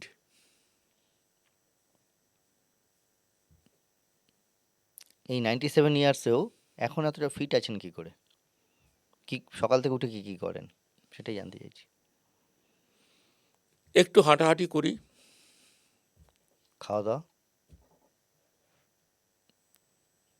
দিনের বেলা আমি সামান্য ফলমূল এগুলো খাই, একটু মধু খাই, একটু ছাতু খাই,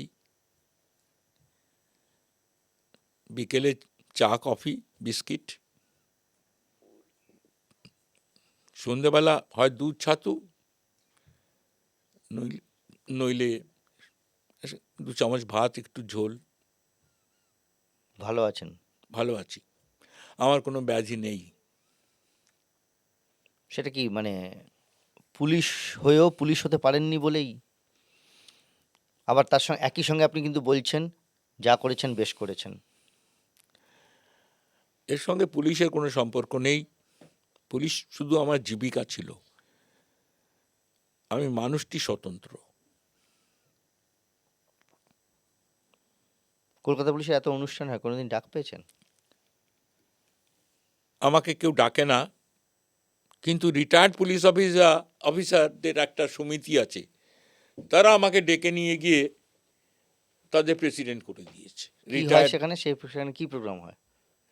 তারা অ্যানুয়াল জেনারেল মিটিং হয়, মাঝে মাঝে পিকনিক হয়, আলোচনা সভা হয়, খাওয়া দাওয়া হয়, এই পর্যন্ত। যান? যাই, সবার সঙ্গে দেখা হয়? সবার সঙ্গে দেখা হয়, তারা আমাকে খুব সম্মান করে, ভালোবাসে। কিন্তু কলকাতা পুলিশ আর কোনোদিন ঘুরে তাকায়নি? কিন্তু কলকাতা পুলিশ, সার্ভিং পুলিশ আমাকে ডাকে না, কেউই ডাকে না। কত সালে রিটায়ার করেছেন? 1989, বহু বছর। বহু বছর। কলকাতা পুলিশের উপর কোনো ডকুমেন্টারি বা কোনো কিছু কোনোদিন আপনাকে কেউ বলেনি? না, না। কিন্তু কলকাতা পুলিশের রিটায়ার্ড অফিসাররা আমার খোঁজখবর রাখেন। এই যেমন একটা বললাম যে জুনিয়র মানে নিচের লেভেলের অফিসারদের যে association, inspector, sub inspector, assistant commissioner, deputy commissioner, non IPS cadre, তাদের অ্যাসোসিয়েশনে আমাকে ডাকে। আর সিনিয়র অফিসারদের মধ্যে আমার খোঁজ খবর রাখেন মিস্টার সুজিত সরকার, x DG, mister Somen Mitra, x commissioner. কি হিসেবে তারা তারা কি তাদের সঙ্গে তো চাকরি করেছেন কি তাদের? সুজিত সরকারের সঙ্গে চাকরি করেছি, সোমেন মিত্র সাহেবের সঙ্গে আমার চাকরি করার সৌভাগ্য হয়নি। অথচ তিনি তো আপনার রেফারেন্স দেন সব জায়গায়। হ্যাঁ, কেন? তার সঙ্গে আমার পরিচয় হয়েছে। সুজিত সরকার আমাকে বললেন তুমি সোমেন মিত্রের সঙ্গে দেখা করো। আমি তার সঙ্গে গিয়ে দেখা করলাম একদিন। তখন তিনি কমিশনার পদ থেকে রিটায়ার করে আপনার সল্টলেকে একটা অফিসে বসছেন। সেখানে 2 দিন 3 দিন তার সঙ্গে আমার দেখা হয়েছে, কথা হয়েছে। তিনি আমাকে পছন্দ করেছেন মনে হলো। প্রাপ্তি বলতে তাহলে কি এগুলোই হ্যাঁ, পুলিশের জীবনে? এই তো প্রাপ্তি। কোথায় করিমগঞ্জ থেকে এসে কলকাতা পুলিশ, নেতাজি নেতাজি সুভাষচন্দ্র বসু থেকে মধুসূদন দত্ত, কত ইতিহাসের সাক্ষী। 1953 সাল থেকে 1989, এদিকে 25 বছর, ওদিকে 11 বছর, কত যুগ পার হয়ে গিয়েছে। কলকাতার পুলিশ সম্পর্কে যদি বলতে বলা হয় কি বলবেন? বর্তমান কলকাতা পুলিশ আমার অপরিচিত। কোনো বিপদ আপদ হলে আপনি সাহায্য পান? আমি তো যাই না, তারাও আমার কাছে আসে না, আমার অপরিচিত।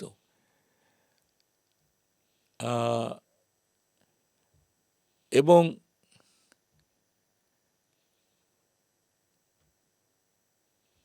আমার যাবার ইচ্ছেও নেই। আমি পুরনো পুলিশের স্মৃতি নিয়েই থাকবো, সেটাই ভালো। বর্তমান পুলিশ এখন তো দেখে অবাক লাগে, কারণ মাথায় টুপি নেই। আমরা জানি রাস্তায় বেরোলে হেড ড্রেস ছাড়া রাস্তায় বেরোনো ইনডিসিপ্লিন। এটা আমাদেরকে শেখানো হয়েছিল ট্রেনিং স্কুলে। আমি পিটিএসে যখন ট্রেনিং করছি সেই সময় একদিন হেডড্রেস ছাড়া আমি রাস্তায় বেরিয়েছিলাম। সেই সময় আমাদের ট্রেনিং স্কুলের প্রিন্সিপাল ছিলেন মিস্টার ক্যাম্বেল। তিনি জিপ নিয়ে ঢুকছেন, জিপ থেকে নেমে আমায় বললেন, where is your headdress, you cadet, where is your headdress. আমি বলেছিলাম তাকে, sorry sir, I have come out without my headdress. I won't do it again. এই আমার ট্রেনিং যে হেডড্রেস ছাড়া ইউনিফর্ম ইনকমপ্লিট। ইনকমপ্লিট। ওভাবে তুমি রাস্তায় বেরোতে পারো না, রাস্তায় দাঁড়িয়ে তুমি সিগারেট ফুঁকতে পারো না ইউনিফর্ম পরে। এখন ছোট বড় কোনো পুলিশের মাথায় টুপি নেই, এটা আমার কাছে শকিং। এবং এটাই দেখায় যে পুলিশ কত ইনডিসিপ্লিনড। এর বেশি আমি আর কিছু বলবো না। ফ্যান্টাস্টিক। আমি আরেকটা জিনিস জানতে চাইবো, সেটা হচ্ছে লালবাজারে এতদিন চাকরি করেছেন, লালবাজারে ডিউটি করেছেন, বিভিন্ন অলিন্দে লালবাজারে। লালবাজারে নাকি ভূত আছে, দেখেছেন ভূত? হ্যাঁ, দেখেছি। কোথায়? অনেক রাত আমি লালবাজারের যে বিল্ডিংটার নাম ছিল বেইলি গার্ড, সেই বিল্ডিংটা 3 তলায়। বিল্ডিংটা হচ্ছে আপনার আউটগেটের কাছে? চিতপুর রোডের ওপরে, হ্যাঁ। আউটগেটের পাশে। পাশে, হ্যাঁ। সেই বিল্ডিংয়ের 3 তলায় আমি রাত্রেবেলা, আমার নাইট ডিউটি ছিল, বাইরে যাবার কোনো কল ছিল না। আমি কোর্টে পাঠাবো একটা কাগজ তৈরি করছিলাম, একটা রিপোর্ট তৈরি করছিলাম। আমি একা এন্টায়ার ফ্লোরের মধ্যে, শুধু একজন টেলিফোন ডিউটি একটা কোনায়, দূরে একটা কোনায় টেলিফোন নিয়ে সেও ঘুমোচ্ছে।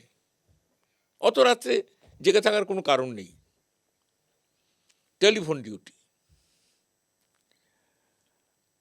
আর গেটের কাছে কোনো পাহারার লোক ছিল কিনা আমার মনে নেই, থাকা সম্ভব, একজন গার্ড নাও থাকতে পারে, জানি না। তা আমি যখন মন দিয়ে রিপোর্টটা লিখছি, তা খট খট খট খট পায়ের আওয়াজ, মানে জুতো পরে জুতো হাঁটছে? পরে কেউ হাঁটছে। মেঝেটা কি পাকা নাকি কাঠের? না, ওই বিল্ডিংটা পাকা। পাকা মেঝে? হ্যাঁ, পাকা মেঝে। কেউ হাঁটছে। তা আমি লেখা থেকে মুখ তুলে তাকাচ্ছি, কে? কাউকে দেখতে পাচ্ছি না। 3বারের বার আমি তাকিয়ে দেখলাম আমার টেবিলের উল্টো দিকে চেয়ারে নগ্ন দেহে এক বৃদ্ধ, চুল দাড়ি মুখে, সে বসে আছে টেবিলের সামনে? আমার টেবিলের সামনে। অথচ আমার পুরো হল আমার ঘরটা, কাছে স্টেটমেন্ট দেওয়ার জন্য বসে আছে। পুরো হলে তার আগে দেখেছেন কোথাও কেউ নেই? কেউ জুতো পরা নেই, পায়ের কেউ শব্দ? নেই। আমি আর টেলিফোন ডিউটি ছাড়া সেই বিল্ডিংয়ে কেউ নেই। তাকে দেখে আমি চিনলাম, একে আমি দেখেছি হসপিটাল রোড ওয়েস্ট, ভিক্টোরিয়া মেমোরিয়ালের পশ্চিমে পশ্চিম দিকে, মানে যে রেসকোর্সের রাস্তাটা, পাশের রাস্তা? রেসকোর্সের পাশের রাস্তা। সেখানে 2 দিন আগে একটা অ্যাক্সিডেন্টের তদন্তে আমি গিয়েছিলাম। অ্যাক্সিডেন্ট কিনা জানি না, একটা নগ্ন দেহে একটি বয়স্ক লোক, পরিষ্কার একদম ধবধবে গায়ের রং, রাস্তায় পড়েছিল মরা। আমার দেখে মনে হয়েছিল যে এ স্ট্রিট অ্যাক্সিডেন্ট ছাড়া অন্য কিছু হতে পারে। আমি তাকে, তার ডেড বডি তুলে নিয়ে গিয়ে শম্ভুনাথ হাসপাতালে গিয়েছিলাম। সেখানে ইমার্জেন্সিতে যে ডাক্তার বসেছিলেন, তিনি আমাকে বললেন যে এটা মনে হচ্ছে মার্ডার কেস, আপনি শিগগির ব্যবস্থা করুন। মানে রিকুইজিশন, পোস্টমর্টমের? আমি সেই বডিটা পোস্টমর্টেমে পাঠিয়ে দিয়েছিলাম, এবং তার দেহ থেকে যেগুলো সংরক্ষণ করা দরকার, চুল, নখ, এসবগুলো, রক্ত, ফরেন্সিকে পাঠাবো অ্যানালিসিস করার জন্য, সেগুলো সব আমার কাছে এসেছে, আলমারিতে রেখেছি, পাঠানো হয়নি। 2 দিন হয়ে গেছে। মানে লেট হয়ে যাচ্ছে? লেট হয়ে যাচ্ছে, আলমারিতে রাখা রয়েছে? আলমারিতে রাখা রয়েছে। সে লোকটি আমার কাছে বসেছে স্টেটমেন্ট করার জন্য, কি করে তার মৃত্যু হলো। আমি অশরীরী লোকের স্টেটমেন্ট নেব, এ ক্ষমতা আমার নেই। মানে তখন এত কিছু ভাবছেন নাকি? আমার এটাই, আমার আমার মাথায় এই কাজটাই করলো, এটি এই সেই লোক যার মৃত্যু রহস্য জানি না, অজ্ঞাত পরিচয়, সে লোকটার পরিচয়ও জানি না, সে তার মৃত্যুর কারণ বলতে এসেছে। ভয় পেয়ে যাননি? ভয় পেলেও আমি সম্বিত হারাইনি। আমার মনে হলো যে আমার গায়ে ইলেকট্রিক কারেন্ট চলছে, সে ক্ষতি করতে পারে, কিছু করতে পারে, জানি না অশরীরী কি কাজ করবে। আমি সামনে দাঁড়াতে পারলাম না, আমার কাগজপত্র গুছিয়ে নিয়ে তার দিকে তাকাতে তাকাতে আমি চেয়ারটা পেছনে ঠেলে সরিয়ে ঘর থেকে বেরিয়ে আসি। টেলিফোন ডিউটির কাছে এসে দাঁড়িয়েছি, সে উঠে আমায় বলল, স্যার ভয় পেয়েছেন? আমাকে দেখেই সে বলল। মানে আপনার চোখ মুখের চেহারা দেখে? হ্যাঁ, স্যার ভয় পেয়েছেন? ভাই এরকম দেখলাম আমি। বলে, আপনি আর ওদিকে যাবেন না, এখানে বসুন। রাতটা ওখানে বসে কাটালাম। তারপরে নাইট ডিউটিতে কোনোদিন আর ওই ঘরে আমি থাকিনি। তোমরা তো ভয় পেয়েছিলেন।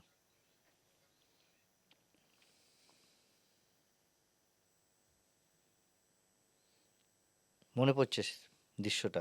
মনে পড়ছে।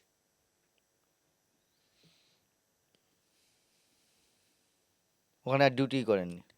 না, ওই ঘরে আমি আর ডিউটি করেছি, বাকি যে সময়টা ছিলাম ওই ডিপার্টমেন্টে কাজ করতে হয়েছে, কিন্তু ওই ঘরে আমি আর রাত্রিবেলা থাকিনি। আর ওই যেগুলো কালেকশন করেছিলেন, যে নমুনা, সেগুলো পাঠিয়ে দেওয়া হয়েছিল। পরে ইনভেস্টিগেশন হ্যাঁ। কি বের হলো? কিছু রিপোর্ট কি এসেছিল মনে নেই আমার, আর বহুকাল হয়ে গেছে। কিন্তু সে মৃত্যু রহস্যের সমাধান হয়নি এবং সে লোকটার পরিচয়ও জানা যায়নি। এখন হলে কি সাহস করে জিজ্ঞাসা করতেন? কি বলতে এসেছেন বলুন। হয়তো জিজ্ঞাসা করতাম। পরিণত বোধ, বদলে যাওয়া।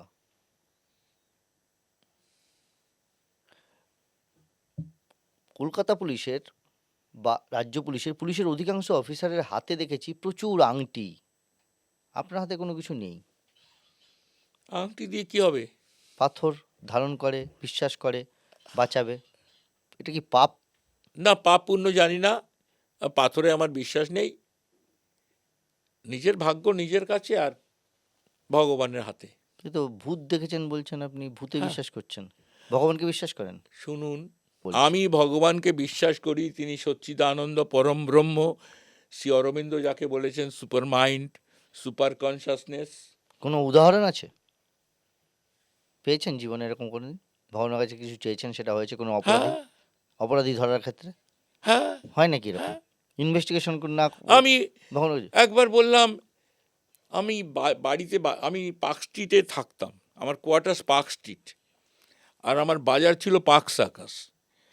তা বাড়ির বাজারের ফর্দ ছিল এত বড়, ক টাকার মাইনে পেতাম, ট্যাক্সি চড়া পয়সা হতো না। তা ফর্দ মিলিয়ে বাজার করে মোট নিয়ে আমি ফিরছি হেঁটে হেঁটে, আমার বড় কষ্ট হচ্ছে। আমি বললাম, ভগবান এত লোককে এত কিছু দাও, আমার একটা গাড়ি দিতে পারো না? আপনি বিশ্বাস করবেন, 7 দিনের মাথায় আমার এমন একটা পোস্টিং হলো। আমার অফিসার আমাকে ডেকে বললেন, তুমি এখানে জয়েন করো, তুমি একটা গাড়ি পাবে। প্রথম কথা। অপরাধী ধরার ক্ষেত্রে কোনোদিন এরকম হয়েছে? হ্যাঁ, কিরকম? শিব ঠাকুরকে কাঁচকলা দেখিয়েছিলাম, শিব ঠাকুরকে। কোথাকার শিব ঠাকুরকে কাঁচকলা দেখালেন? হ্যাঁ, লালবাজারে শিব ঠাকুর আছে নাকি? লালবাজারে নেই, তারকেশ্বরে শিব ঠাকুর। কেন? একটা মেয়ে খুন হয়েছে। আচ্ছা, সেটা কলকাতায়? কলকাতায় নবকৃষ্ণ স্ট্রিটে একটা বাড়িতে থাকে মেয়েটা, ঘরে 3 জন লোক থাকে, একটি স্ত্রীলোকটির নাম সাবিত্রী মান্না, মেয়েটার নাম কি মনে পড়ছে না, যা মনে আছে যথেষ্ট। মেয়েটার স্বামীর নামও মনে পড়ছে না, সাবিত্রী মান্নার নামটা মনে পড়ছে। ওই মহিলা যিনি খুন হয়েছেন তিনি আর তার স্বামী, 3 জন থাকেন এক বাড়িতে? 3 জন। মেয়েটা খুন হয়েছে, স্বামী থানায় এসে নালিশ করলো আমার বউ মরে গেছে।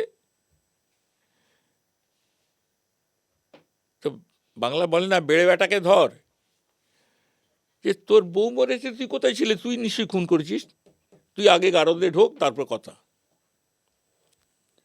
বলে বাবু আমি কিছু করিনি, আমি রাত্রিরে আমার বাড়িতে ঝগড়া হয়েছে, ঝগড়ার পরে আমি আর ঘরে শুইনি, পাশে একটা চানাচুরের কারখানা, সেই কারখানার উনুনের পাশে গরম, আমি শুয়েছিলাম সেখানে, শীতকাল। শীতকাল। আমি সকালবেলা ঘরে গেছি, গিয়ে দেখলাম ওই যে মেয়ে লোক সাবিত্রী মান্না, তাকে আমি মা বলতাম, সে নেই, আর আমার বউটা মরে পড়ে আছে। বউটাকে কদিন আগে বিয়ে করে ঘরে এনেছি।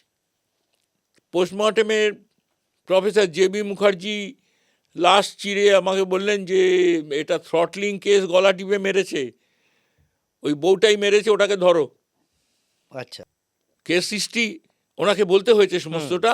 ঠিক। উনি সব কেস হিস্ট্রি দেখে, সব দেখে টেকে বললেন ও বউটাই মেরেছে, ওকে ধরো, দেখো কোথায় আছে। সাবিত্রী মান্না। জেবি মুখার্জি আমায় বললেন। সাবিত্রী মান্নাকে খুঁজে টুজে কোথাও পাওয়া গেল না। খোঁজ খবর করে জানা গেল যে তার বাড়ি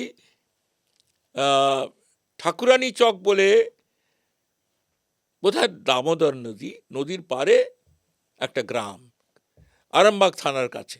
আচ্ছা, তো চলো আরামবাগ থানায় যাওয়া যাক, থানার কাছে যখন।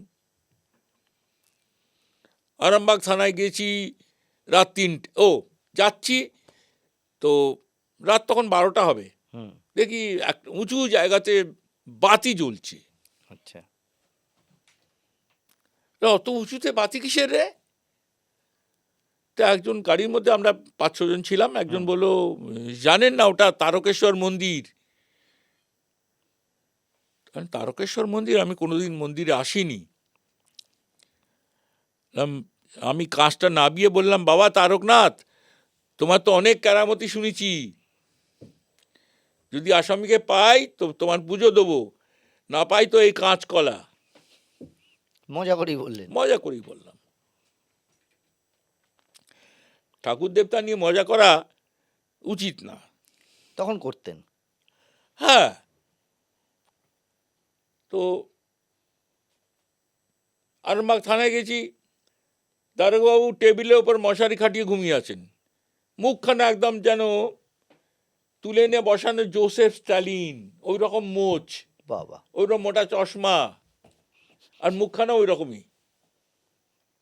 তিনি উঠে চোখ টোক রোগড়ে ম্যাপ ট্যাপ দেখে বললেন, না আমার এলাকা নয়, এটা খানাকুল থানা, আপনি যে থানা খানাকুলে যান, খানাকুল থানা। আরে দেখুন, খানাকুল যাওয়ার এখন সময় নেই, আমি এখান থেকেই যাব, রাতের মধ্যেই আমাকে ওখানে ঢুকতে হবে, ওর ঘর বার করে ওকে ধরতে হবে, ওর ঘর চিনবে এরকম একটা লোক দিন। গ্রামের মধ্যে আমি তো ডাকাডাকি করে লোক জড়ো করতে পারবো না, সে তো পালাবে, পালিয়ে যাবে। হ্যাঁ। উনি চিন্তা করে বললেন, আচ্ছা একটা পিয়ন আছে এখানে থাকে, সেবাটাকে নিয়ে গেলে ও বলতে পারবে। পোস্ট অফিসের পিয়ন? পোস্ট অফিসের পিয়ন। তার কনস্টেবল গিয়ে ওকে নিয়ে এলো পিয়নকে। সে রোগা পাতলা চেহারা, কালো মতন, সুটকে চেহারা, তার খেটো ধুতি এতখানি, খালি গা। এই শীতের রাতে খালি গা? হ্যাঁ। তো আমি বললাম যে তোমার গ্রামে যাব, আমার সঙ্গে চলো। তো তুমি খালি গায়ে এসছো কেন? শীতের রাত, তুমি ঘরে যাও, একটা জামা টামা পরে এসো, চাদর নিয়ে এসো, চাদর গায়ে দিয়ে এসো। একজন কনস্টেবল ওকে নিয়ে গেল।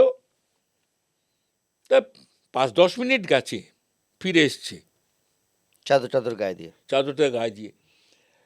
আমার মনে কে একটা প্রশ্ন ঢুকিয়ে দিল। আমি যে সময়, তোমার ঘরটা তালা দিয়েছো? না বাবু। তোমার ঘরে কে আছে, তালা দাও নিচে? আমাকে উত্তর বললো, আপনি যাকে খুঁজছেন। মানে? আমি বললাম, আমি কাকে খুঁজছি তুমি কি করে জানবে? সে উত্তরে বলল, জানবো না কেন, সে এলো সন্ধ্যেবেলা, বলল টাকা তুলে বারাণসী চলে যাবে, আর শেষ রাত্রিরে পুলিশ আমাকে ধরলো, বিছনা থেকে তুলে নিয়ে এলো, নিশ্চয়ই কিছু করে এসেছে তাই পুলিশ এসছে। তারপরে আমি জিজ্ঞেস করলাম তাকে পাওয়া যাবে তো, পালিয়ে যায়নি তো? না না, পালাবে কেন, সে আছে ঘরেই, চলুন। সে আমাদের রাস্তা দেখে নিয়ে যাচ্ছে। আমরা তখন মানে দৌড়ের মতনই প্রায় যাচ্ছি, শীতের রাত, শেষ রাত, অন্ধকার। টর্চের আলোয় দেখলাম একটা মস্ত বড় সাপ আমার বাঁদিকে একটা জমি, জলে ভেজা ভেজা, সেখান থেকে একটা সাপ উঠে রাস্তা পার হয়ে ডান দিকে একটা অর্চার্ডের মতন উঁচু জায়গা, সেই দিকে যাচ্ছে। তা সাপ এই শীতের রাত্রে করতে গেল, আমার ইনস্টিংক্ট সাপ তার মানে মারো না, এসব হাঙ্গামা করার দরকার নেই, যাচ্ছে যাক, আমার কাজ মিটলেই হলো। সাপটা চলে গেল, তখন কিছু চিন্তা করিনি, সাপ করতে গেলে ওই চিন্তাও করিনি। বাড়িটা ঘেরাও করলাম, ঘিরে পিয়ন সঙ্গে ছিল, ডাকলো, দরজা খুলে দিল। উঠোনের মধ্যে দিকে একটা স্ত্রীলোক দাঁড়িয়ে আছে। আমাকে বললো, এই আপনি যাকে খুঁজছেন। আপনি তো চেনেন না মহিলাকে? না। সে বললো, এই আপনাকে যাকে খুঁজছেন আপনি, এই। তাকে নিয়ে আসা হলো। সে কিছুই বলে না, কিছুই স্বীকার করে না। তখন ভয় দেখানো হলো। না, আইডেন্টিফাই কি করে করলেন যে ওই সাবিত্রী মান্না? ওর সঙ্গে এটা রয়েছে তো, হাজব্যান্ডটা রয়েছে তো। ও আপনার সঙ্গে হাজবেন্ডকে নিয়ে গেছে হ্যাঁ, আইডেন্টিফাই করার জন্য? হ্যাঁ। আচ্ছা, হাজব্যান্ড বললো, এই তো সাবিত্রী মান্না। ওই পিয়নের ঘরেই পেলেন? পিয়নও বললো, এই সাবিত্রী মান্না, এই আপনি খুঁজছেন, এর জন্যই আপনি এসছেন। আর হাজব্যান্ড বললো, হ্যাঁ এই সেই। অথচ যাওয়ার কথা আপনার অনেক দূরে, মানে খানাকুল থানা এলাকা, ঠাকুরানী চক গ্রাম, সেটাই হচ্ছে ওর বাড়ি অ্যাড্রেস। সেখানে ওর বাড়ি। আমরা যাচ্ছিলাম সেখানে, আমাকে অফিসার বলেছিল যে এখান থেকে আপনার মোটর 10 কিলোমিটার যাবে, তারপর ধান ক্ষেতের উপর দিয়ে যেতে হবে। তো শীতের রাতে ধান ক্ষেতের উপর দিয়ে আমি কোথায় যাব? উত্তর দক্ষিণ ডান বা কিছুই আমি সেই চিনব জন্য না। যখন পিয়নের খোঁজ দিলেন, তখন পিয়নের খোঁজ হলো, পিয়নকে নিয়ে এলো, আর সেই পিয়নের ঘরেই পাওয়া গেল সেই সাবিত্রী। পিয়নের ঘরেই তাকে পাওয়া গেল। এরপর কি বললো সাবিত্রী মান্না? জিজ্ঞাসা করছে, কিছু বলছে সাবিত্রী না? মান্না তো কিছুই বলে না। তখন তাকে ভয় দেখানো হলো, একটু বর্বরচিত। তাকে দড়ি দিয়ে বাঁধা হলো। একটা অ্যাম্বাসেডার গাড়িতে আমরা এসেছিলাম, তার বাম্পারের সঙ্গে তাকে বাঁধা হলো। আমি বললাম, গাড়ি চালাবি না, গিয়ার দিবি না, ইঞ্জিন স্টার্ট কর, আর খুব ঠেলে গ্যাস মার, খুব শব্দ হবে, ধোঁয়া বেরোবে, ভয় পেয়ে যাবে। তাই করলাম। আর লাঠি ফাটি দিয়ে ভয় যেমন দেখাবার তো দেখাচ্ছি। তখন ও বলল যে ওর একটু ভয় হয়েছে। আরে একে টেনে নিয়ে যাব কলকাতা, এইভাবে গাড়িতে বসিয়ে না, এইভাবে নিয়ে যাব। তারপরে ও স্থানীয় যে পুলিশ অফিসার ছিল, বললাম মোচ, স্টালিনের মতন মোচ, তাকে ডাকলো মেয়েটা, ডেকে বলল যে কলকাতা পুলিশকে বলো আমি 200 টাকা দেব, লাশটা জ্বালিয়ে দিক। তা আমাকে অফিসার বললো যে এরম বলছে 200 টাকা দেবে, আপনি লাশটা জ্বালিয়ে দেওয়ার ব্যবস্থা করুন। হ্যাঁ, জ্বালিয়ে দেবো লাশ, বলুক কি করেছে।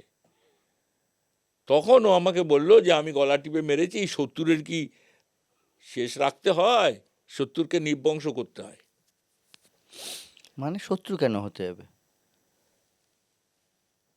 ওই হাজব্যান্ডের সঙ্গে ওর একটা অ্যাফেয়ার ছিল। আচ্ছা, ও তাকে চিঠিপত্র লেখাতো, হাজব্যান্ডকে দিয়ে লেখাতো। আচ্ছা। এই করতে করতে ওদের মধ্যে ভাব ভালোবাসা ঘনিষ্ঠতা হয়ে যায়। আর এই লোকটা এই মেয়েটাকে বিয়ে করেছে অনেক আগে, তখন ও ছোট ছিল। নিচু শ্রেণীর মধ্যে এই প্রথাটা আছে, ছোট থাকতে বিয়ে করে, তারপর যখন একটু বয়স টয়স হয় তখন আরেকবার একটা ওই সময় ছিল অনুষ্ঠান করে তাকে শ্বশুরবাড়িতে দিয়ে আসা হয়। ঠিক 15-16 বছর বয়স হয়েছে, হ্যাঁ, তারপর তখন বরের কাছে থাকতে এসেছে। আচ্ছা, আর তার জন্য ওই মহিলার শত্রু হয়েছে এই মেয়েটি। এই এতদিন তো ভালোই চলছিল, এসে গন্ডল লাগিয়ে দিয়েছে। ও, আর সেই থাকার জন্য একে জায়গা সরাতে একটাই। হবে, এ সরাবার সোজা রাস্তা, খুন করে ফেলা। এখানে বাবা তারকনাথ এলেন কিভাবে? ওই যে আপনি কাঁচকলা ওই দেখেছেন। যে কাঁচকলা দেখেছিস, নইলে সাপ কোত্থেকে এলো? বাবার সঙ্গে তো সাপ বাহন আছে, তার কাঁধে তো সাপ, সবসময় তিনি সাপ নিয়েই ঘুরছেন। মানত করেছিলেন যে পুজো দিয়েছিলেন পরে গিয়ে? না, আমি তো তখন ক্লান্ত হয়ে গেছি, আর ঘুম পাচ্ছে, গাড়ি চলে গেছে অনেক দূর। তারপরে এক কনস্টেবল ছিল, সে কিন্তু মুসলমান, চোখ দুটো লাল, বোধহয় খেয়েছিল রাত্রে কিছু। যাক, আমি কিছু বলিনি, আছে আমার সঙ্গে থাক। সে বললে, হুজুর, তখন তখনকার দিনে অফিসারদেরকে এভাবেই সম্বোধন করা। হিন্দুস্তানি কনস্টেবলরা সম্বোধন করতো, হুজুর আপ বড়া গলতি কিয়া হ্যায়। কি গলতি করলাম রে বাবা? শ্বাস লিস্ট করিনি, সই নেইনি, কি করেছি? क्या गलती किया है? आप बोला था बाबा का पास पूजा चढ़ाएगा, आसामी को मिलने से, मुलजिम को मिलने से बाबा के पास पूजा चढ़ाएगा, और आप मुलजिम मिल गया और आप ऐसे ही चला जाता है। ঠিক। এই মুসলমান আমার কনসিয়েন্স ধরালো। আমি মূর্তি পূজা করি আর সে নিরীশ্বর ভগবানের উপাসনা করে। আমি এই শিবলিঙ্গের পুজো করব বলে সে আমায় স্মরণ করিয়ে দিল। আমি যার পর নাই ব্যথিত হলাম। গাড়ি ঘুরিয়ে আবার আমি তারকেশ্বর মন্দিরে এলাম। মানে অপরাধীকে নিয়ে আবার গাড়ি ঘুরিয়ে তারকেশ্বর মন্দিরে গেলেন? মন্দিরে এলাম, ওই মেয়ে লোকটাকে ওই মুসলিম সিপাহীর জিম্মায় দিয়ে, আমরা ৩-৪ জন যে আমরা হিন্দু ছিলাম, বেল্ট, জুতো, চামড়া সব কিছু খুলে রেখে আমরা আবার গেলাম মন্দিরে। ফল, পুজোর জিনিস টিনিস, মিষ্টি টিষ্টি কিনে দিয়েছি, চাঙারি করে নিয়ে গেছি। তখন দেখি মন্দিরের দরজা বন্ধ হয়ে গেছে, বাবা ঘুমিয়ে পড়েছেন। কিন্তু ভোর রাত তো। না, বাবার নাকি দুপুরে নিদ্রা হয়। না, ও বেলা হয়ে গিয়েছে। হ্যাঁ ও আচ্ছা, ততক্ষণে দুপুর হয়ে গিয়েছে। হ্যাঁ, দুপুর হয়ে গেছে। আচ্ছা। তো বাবা নিদ্রা গেছেন। আমি তখন জোড়হাত করে বললাম, বাবা তোমার নিদ্রা নেই, তুমি চিরজাগরিত। আমি অন্যায় করেছি, ভুলে গেছি, আমি এই পূজা দিয়ে গেলাম তোমার কাছে, তোমার চরণে আমার প্রণিপাত থাকলো, তুমি রক্ষা করো। এই বলে প্রণাম করে এই আমার পূজা চলে আসে। পুলিশের মধ্যে এত বছর থেকেছেন, পুলিশের মধ্যে ভগবান ভূত দুটোই দেখেছেন, পেয়েছেন? হ্যাঁ, দুটোই পেয়েছি। কিরকম? ভালো মন্দ জানি না, অনেকেই আমার, এখন আর সেটা অর্থহীন, আমার সঙ্গে প্রতিদ্বন্দ্বিতা করেছে, আমার অনিষ্ট করার চেষ্টা করেছে। আপনিও তো চেষ্টা করেছেন অন্যের অনিষ্ট করার বা প্রতিদ্বন্দ্বিতা করার। হয়তো করেছি, কিন্তু ভালো দেখেছি। ভালো দেখেছেন। নিঃসন্দেহে উদার চরিত্র, ভালো, সৎ। যদি দাড়িপাল্লায় ওজন করেন, পাওয়া বেশি না হারানো বেশি পুলিশের চাকরিতে? পেয়েছি অনেক। কি করেছে পুলিশ? আপনাকে কষ্ট দিয়েছে তো বেশি? পুলিশের জীবনে আমি আমার জীবন গঠন করেছি। কিরকম? যত ধাক্কা খেয়েছেন তত শক্ত হয়েছেন? যত ধাক্কা খেয়েছি তত কংক্রিটাইজড হয়েছি। মানুষ করেছে পুলিশ আপনাকে? আমাকে মানুষ করেছে পুলিশ। পুলিশে না ঢুকলে আমি মানুষ হতাম না। খারাপ লাগা যখন চূড়ান্ত পর্যায়ে যায় তখন মানুষ সেটাকে সদর্থক করে। আপনার কথা শুনে তো তাই মনে হচ্ছে। খুব খারাপ হয়েছে পুলিশের চাকরিতে আপনার, কিন্তু আপনি সেটাকে সদর্থক মনে করে এগিয়ে গিয়েছেন। কর্মে পাপ নেই, পুণ্যও নেই, ভালোও নেই, মন্দও নেই, কর্মই। তার ফল যাই হোক, আমি ফল পেয়েছি। ভগবান ফল আমার দুহাত ভরে দিয়েছেন। পরের জন্মে পুলিশ হতে চান? বিশ্বাস করেন তো পরের জন্মে? না, পরের জন্য আমি পুলিশ হতে চাই না।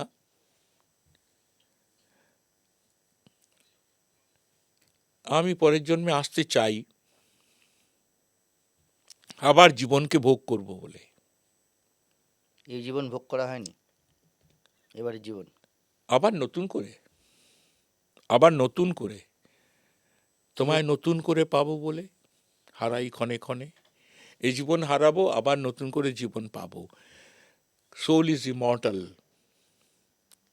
Soul is immortal. আত্মার বিনাশ নেই, আত্মার বিনাশ নেই। আত্মা, দেখুন, আমি লক্ষ লক্ষ বছর আগে আমার আমি একদিন পৃথিবীর বুকে তৃণ হয়ে উঠেছিল। সেই আমি হয়তো একদিন অ্যামিবা থেকে বামন অবতার হয়েছিলাম। সেই আমি একদিন মানুষ হয়েছি নিম্ন স্তরের প্রাণী থেকে।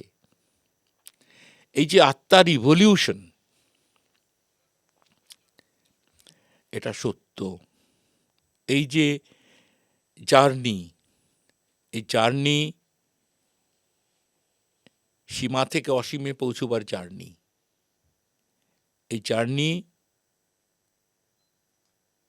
রোমাঞ্চকর অভিজ্ঞতা। এটা স্মরণ করেই আমি এগিয়ে চলেছি। 97 বছর বয়স এক যুবকের, যার কাছ থেকে আজকে আমরা শুনলাম কলকাতা পুলিশ লালবাজারের অনেক কিছু না জানা কথা। এমন কিছু বিষয় নিয়ে তিনি কথা বললেন যা কোনো মানুষের কাছ থেকে এভাবে শুনতে পাওয়া সত্যিই নজিরবিহীন। কেস ডায়েরি আজ এই পর্যন্তই।